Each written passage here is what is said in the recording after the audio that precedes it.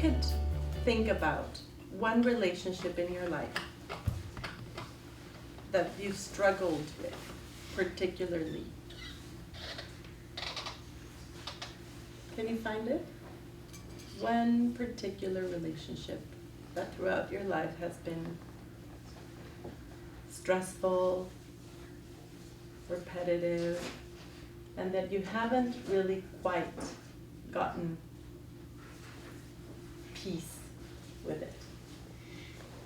So, what do you believe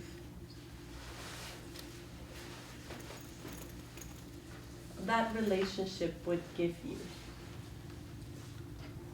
if it were exactly the way you wanted it? Just shout it out.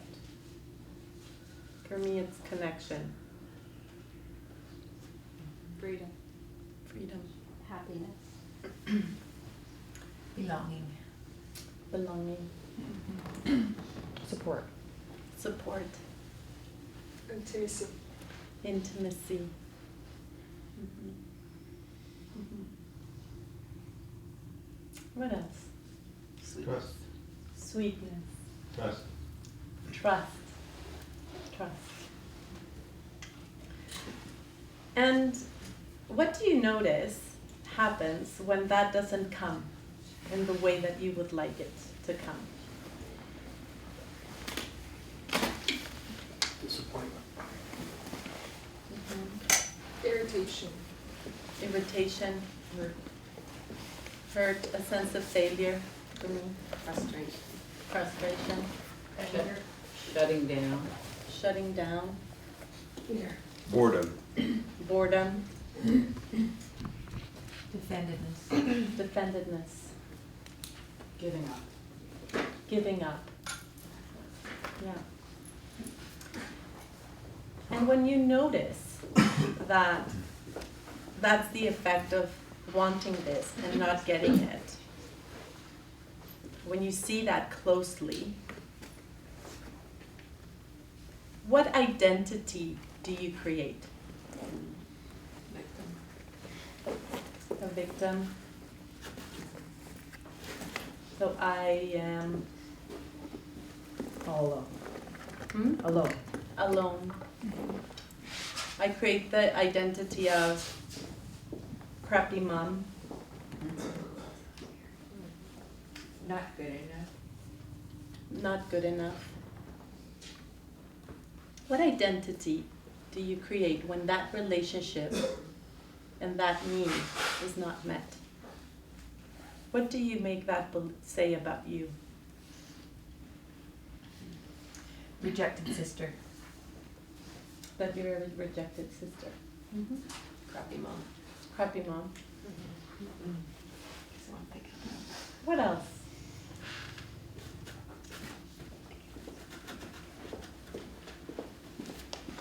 What identity do you create from that?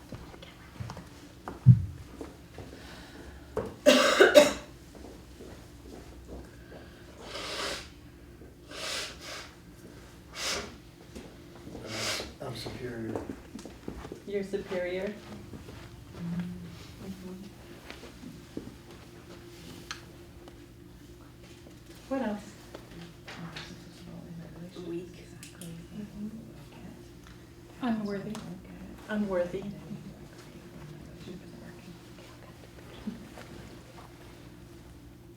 And do you notice that every time that we have a need that's not met from that person, we also create an identity for them? So if I am a crappy mom, He's a crappy son. he's a crappy son. Ungrateful. He's ungrateful. He's ungrateful.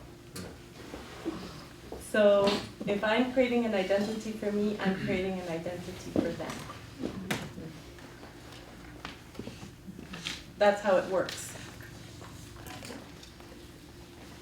And in that creation and in that dynamic,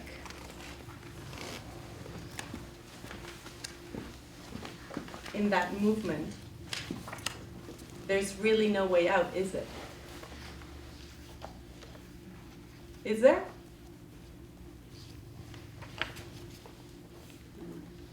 It hasn't worked so far. Well, it hasn't worked so far. Well, have a look.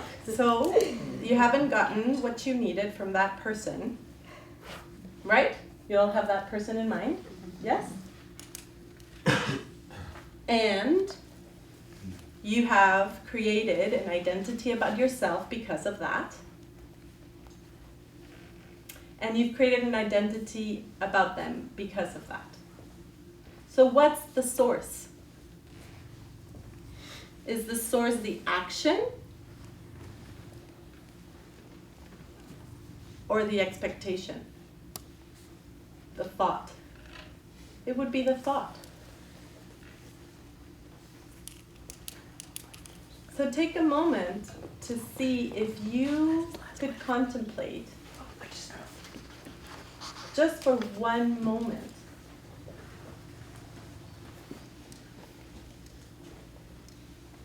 that your freedom, your happiness, your belonging will never, ever come from that person. I'm going to use a radical Katie phrase. It says, hell, somebody will come and save me. Freedom, no one's coming. Freedom, no one's coming.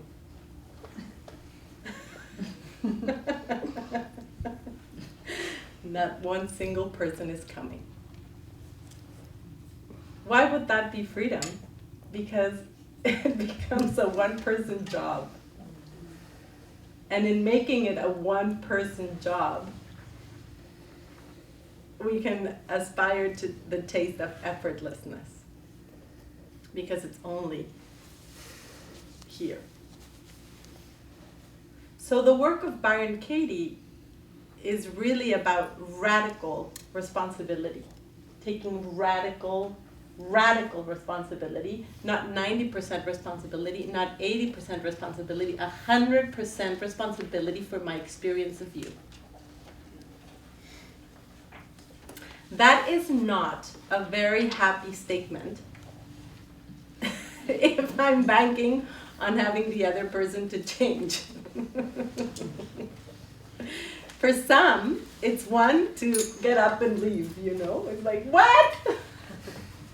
It's not going to be a strategy so I can change the other person and I can really communicate properly. No, I would invite you to leave all of that hope in the door, at the door.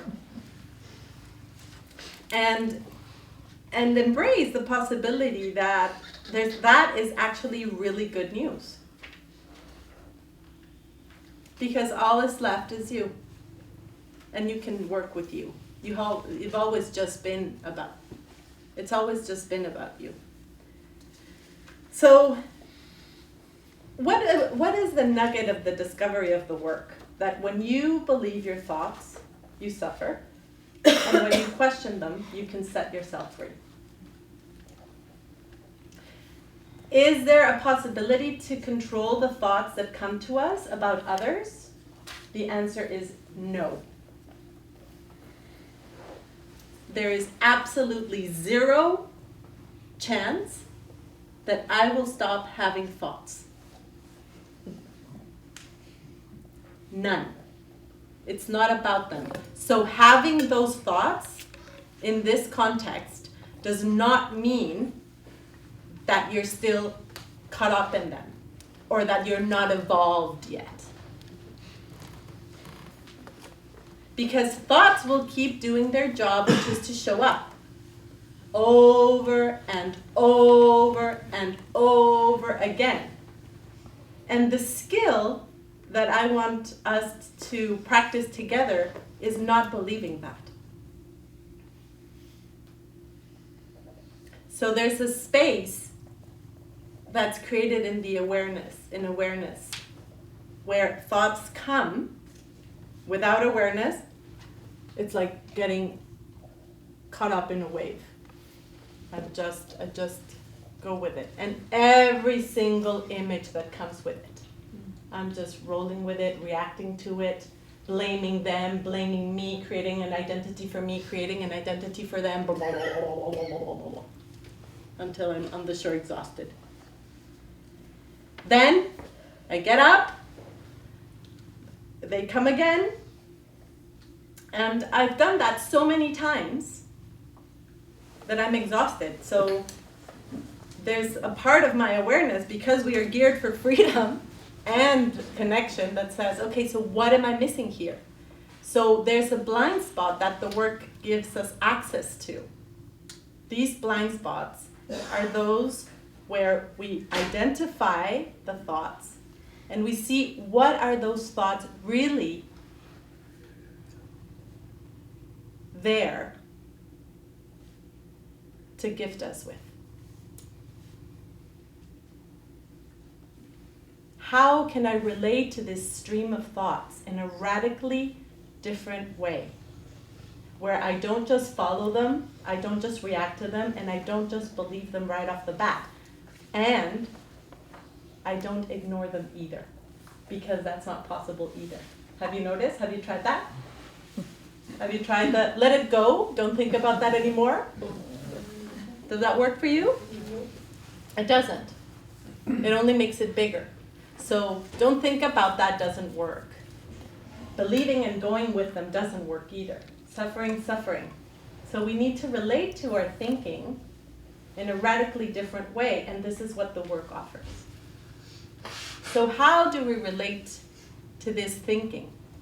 What is the space that we're wanting to have to start a different relationship with the thoughts that we think? We want to create the space that doubt can offer. And that's question number 1. Is it true? Is this thought that I'm thinking true?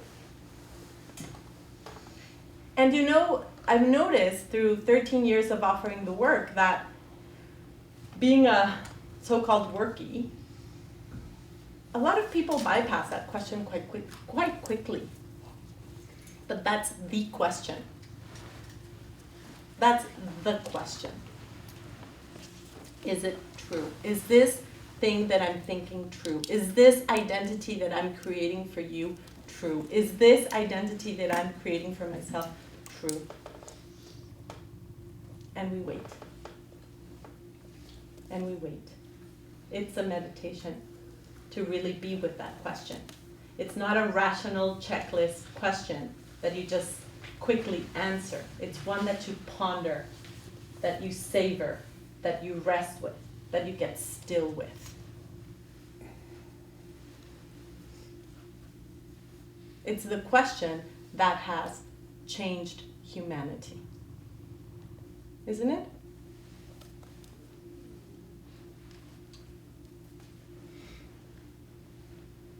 Isn't it?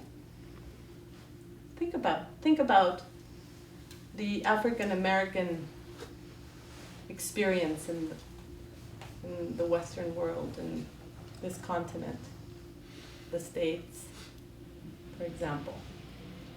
They are different. They are animals. They're inferior. What question could have possibly started a different kind of thinking? Is it true? Doubting that. Having another look. Having a different relationship to that. Is it true that my mother was like that? Is it true?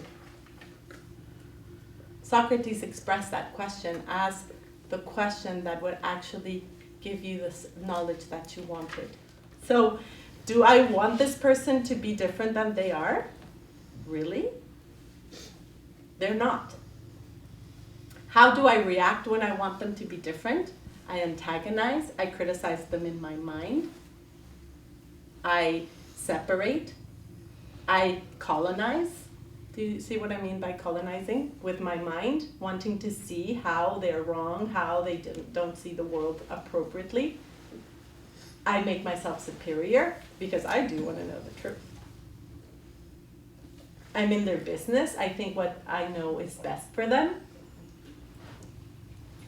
And the cost is stress and suffering. So that's question number 3. I just told you question number 3.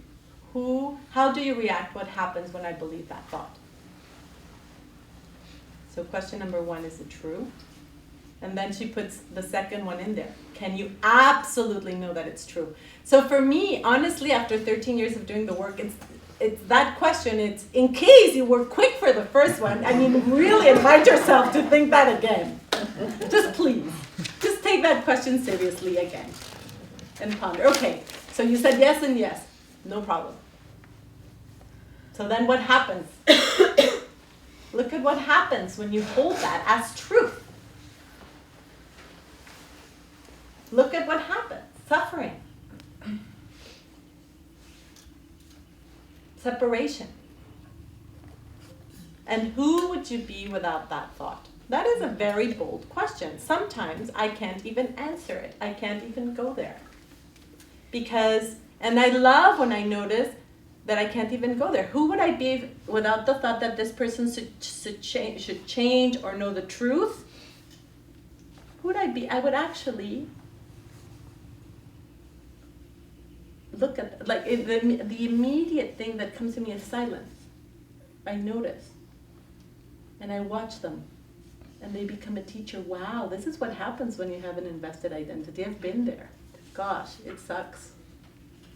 And I notice. And I'm kind. Because they are myself. I've been that person. So who am I without wanting to change them?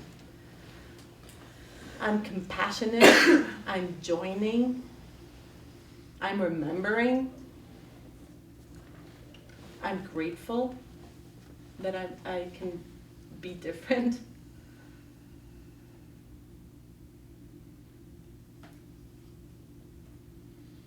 You're unburdened of one more thing to do that you can't actually do. Which is huge. It's like off the hook. That's not your job. That's not your job.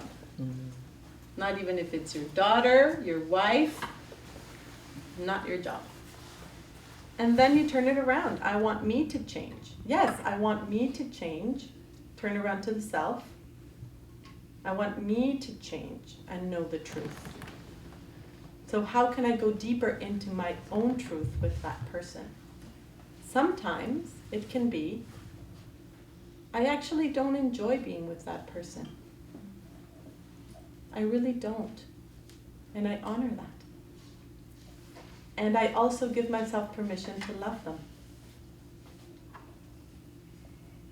And not necessarily hang out with them. Yeah, and I can say, I know I have to be really honest with myself that our conversations get really boring really fast for me. And that's okay. And I actually would prefer to invest the time differently. And I love this person.